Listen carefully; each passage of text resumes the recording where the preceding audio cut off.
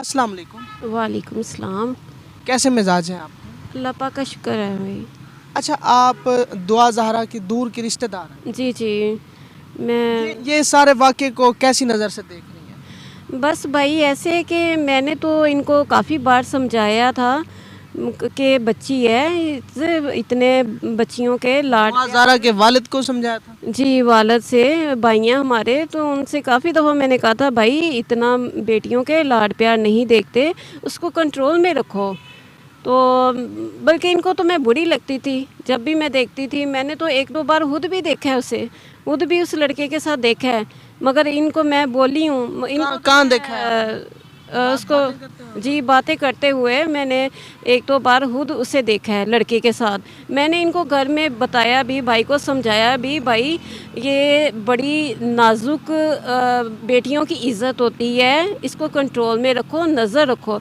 मगर जो इंसान समझाता है ना, जो अच्छा सोचता है, हमेशा वो बुरा लगता है। इनको मैं तब बुरी लग रही थी तो कि ये हमारे शायद हमारे बच्चे इनको अच्छे नहीं लगते हैं, ये हमारी बच्चियों पे इल्ज़ाम लगाती हैं, तो इस तरह ये सोचते थे। मगर आज देखें ना, सबकी मट्टी डाल के नज़रों में इज़्ज़त खाक में मिला के चली गई है ना। वो किसी की इज़्ज़त का नहीं सोचा उसने। माँ बाप का क्या हाल होगा, माँ बाप का क्या, पूरे मुआशरे का, पूरे मुल्क का, हमारी बेटियों का, आपकी बेटियों, सबकी बेटियों पे क्या असर डलता है इस चीज़ का।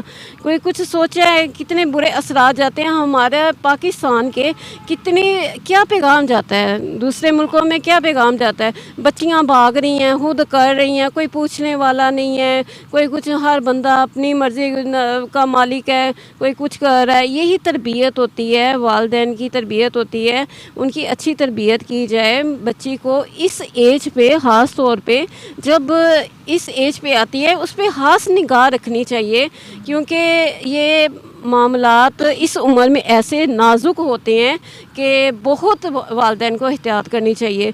मगर ये वालिदैन की अपनी गलती है। बिल्कुल, ये हसास मौजू है और यानी कि ये वालिदैन की गलती है, बच्चियों की गलती है, बच्चियों की नहीं है। जाहिर है बच्चियों के तो बच्ची है वो तो। बच्ची के वालिद का कहना है कि मेरी जो बेटी है दुआ ज़हरा, उसकी उम्र 14 साल है, जबकि वो बच्ची बयान दे रही है कि मेरी उम्र 18 साल है, और उसका बाप कहता है कि मेरी शादी को 18 साल नहीं हुए तो मेरी बेटी 18 साल की कैसे हो गई? नहीं, 14 की है, 14 साल ही है अभी उम्र उसकी। आपको कन्फर्म याद है उसकी? जी जी, मुझे पता है। ज़ाहिर है मैं रिश्तेदार हूँ, आती जाती रहती हूँ, मुझे तो सब पता है इनका, तो हर चीज़ का पता है।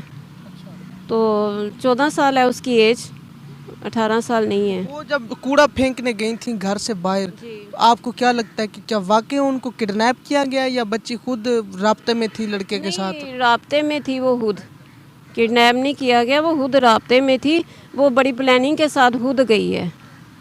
यानी कि 14 साल की तो बच्चियां काफ़ी छोटी होती हैं, वो भी इस तरह की ज़हानत? नहीं भाई, कहाँ छोटी हैं आजकल के ज़माने में। 14 साल की, वो कहते हैं ना, बड़े कहते थे कि 14 साल की बच्ची नानी कहलाएगी।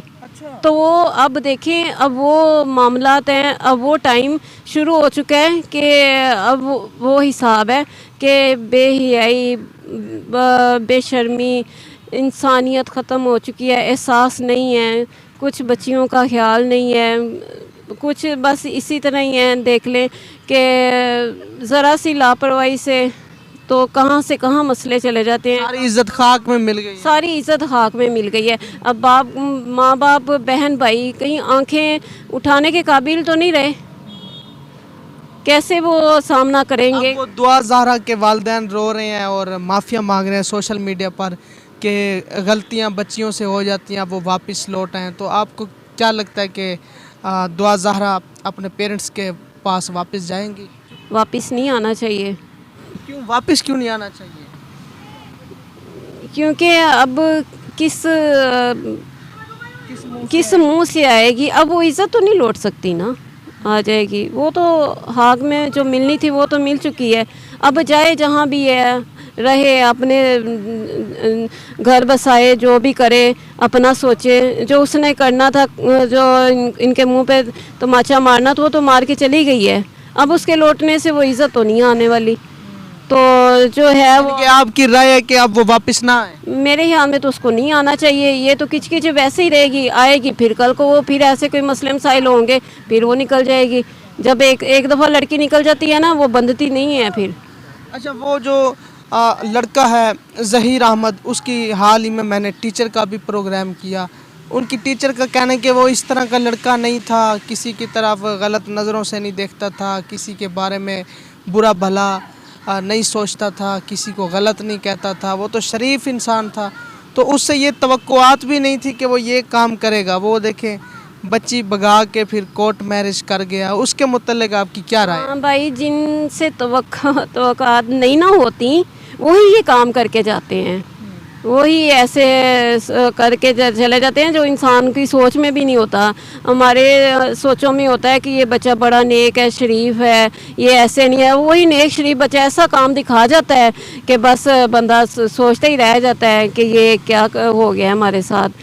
کسی پہ بھروسہ نہیں ہے. آنکھیں بند نہ کریں, آنکھیں کھولیں, اپنے بچوں پہ اندھا ٹرسٹ نہ کریں, ان کی اچھی تربیت کریں, ان پہ خاص طور پہ بیٹیوں پہ نظر رکھیں.